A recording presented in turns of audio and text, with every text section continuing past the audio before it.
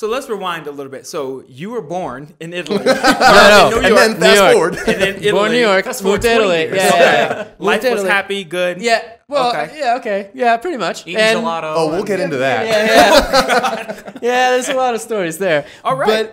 But yeah, I moved to Italy, and then I lived there all my life. I did middle school, preschool, elementary school, middle school, high school. How'd you get 6 into high schools. hacking?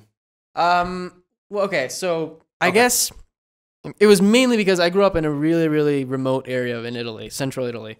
And it's in the middle of nowhere. Like, it's this little town. And I think it was mainly because I had really nothing else to do. Okay. So my parents bought, like, originally my dad had like a Texas Instruments laptop with like Windows 95 on it, which from like the 90s, 80s or something. They're still ridiculous. selling that laptop. Yeah, they're same price, exact same specs. Yeah, 20 years yeah. later, just Yeah. like the It's calculators. amazing. And I sort of like, I started really getting interested on that. And then they bought a compact Windows with Windows XP on it. And that's where I sort of really started playing around with it. At first it was just video games, and then I started really getting interested in it. And I forget like the sequence of events, but it just happened so fast. Like I just started using the internet a whole lot. I started getting interested in like how the hell everything works.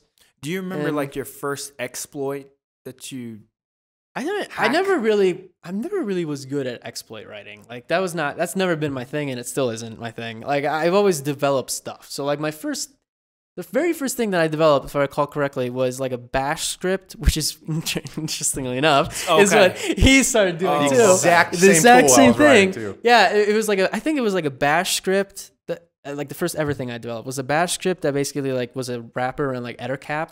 Back in the day, and DNS spoof, yeah, and DriftNet. DriftNet, yeah, DriftNet was the big one. DriftNet was amazing. It still is. I love DriftNet. So fun, so much fun with that. And yeah, so I wrote that, and then like my first Python thing that I ever did, I think it was like if I remember correctly, it was like some kind of wrapper around MSF Venom that like obfuscated some payload or something. I forgot. It was a long time ago. So that was like my first Python thing, and then after that, I started really getting interested into like man-in-the-middle attack stuff. So I started writing MITMF, and then like he started writing LANSpy during the same period of time, and yeah,